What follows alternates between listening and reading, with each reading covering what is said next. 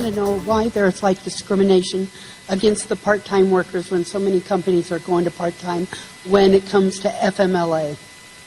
Well, that's why they're going to part-time. That and also the Affordable Care Act. You know, we've got to change that because we have built in some unfortunate incentives that discourage full-time employment. Hillary Clinton earlier this week at a town hall meeting in Iowa City admitting that the Affordable Care Act, Obamacare, is to blame in part for the increase in part-time employment. Her statement is a far cry from previous years when she touted the success of Obamacare. Could it be that presidential politics is behind her change of heart? Well, two folks can answer that for us, or at least weigh in. First, Skyping in from New York City, Liz Peek, columnist for the Fiscal Times, and via Skype from Washington, David Goodfriend, former Deputy Staff Secretary to President Bill Clinton. So, Liz, sounds like Hillary has changed her tune. Why do you think she's done so?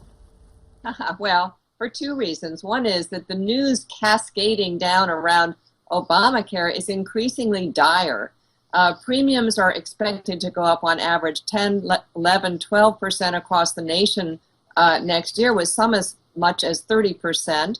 Secondly, a number of the underpinnings of Obamacare are failing, and so there's a good chance that more and more insurers are going to be dropping out of the program, thus even making what is now available less generous and less broad in terms of keeping doctors that you like and so forth. The bill is unpopular. It has been since it was passed. And in 2012, we saw that that was a very big cudgel. Lots of states like North Carolina, Iowa, Colorado, it became a real talking point for Republicans trying to win seats, and it was very effective. Hillary Clinton knows this. It's not a popular bill, and she's very smart to try and move away from it, particularly because there's a very good chance that a lot of it is going to be changed and rewritten. David Goodfriend, your old boss, William Jefferson Clinton, famously said on the campaign trail, "I feel your pain." Is this a matter where Hillary is being more empathetic than being critical of Obamacare, given the atmospherics of a town hall? Or do you think she's going to get some separation with the Affordable Care Act? Well, I don't want to be an ungrateful guest here on your show here, but I think you've completely misunderstood Secretary Clinton's remarks. When she says that the Affordable Care Act contributes to a rise in part-time employment, what that means is it used to be you had to have full-time employment in order to get health care through your employer. And what the Affordable Care Act does is it allows you to be a small business person, an entrepreneur, or a part-time employee working for a ride-sharing company or somewhere else, because you're not dependent on a full-time employee for your health insurance. Now, there may be, as a result of the rise of part-time employment, other issues that come up. We see this right now in Silicon Valley with the Teamsters organizing bus drivers who work for Silicon Valley companies, with Seattle voting to allow Uber drivers to organize. That's a legitimate issue that comes up and arises as a result of changing the economy. There's a more elemental thing at work, David, and I appreciate the customary bow to organized labor. Here's the other thing.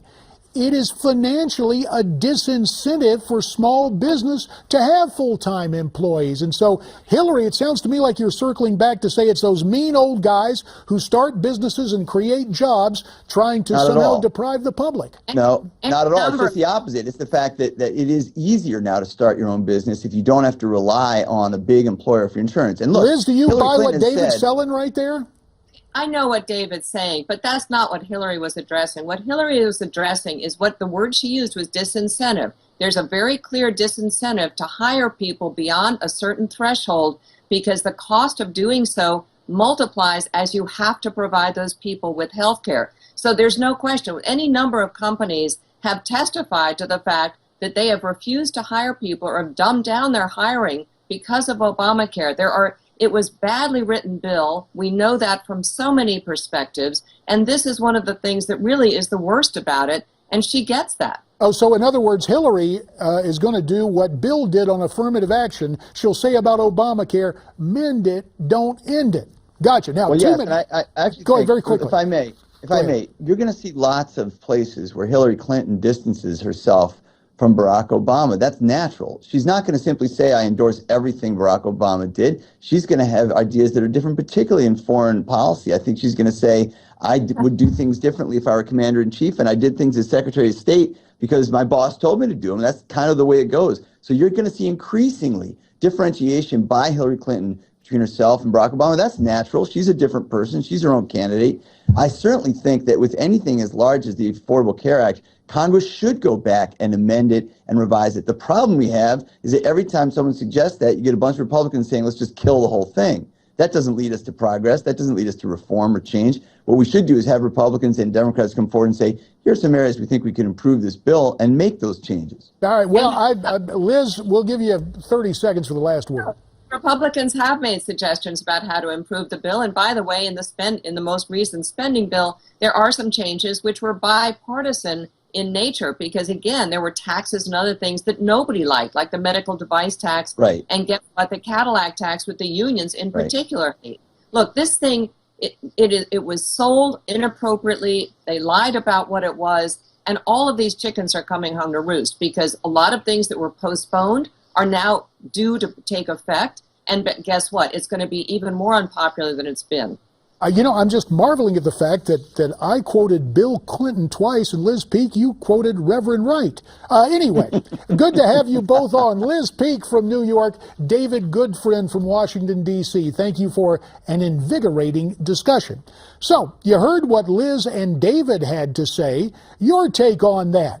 Love to get your comments. Send your comments to me at newsmaxtv.com/comments.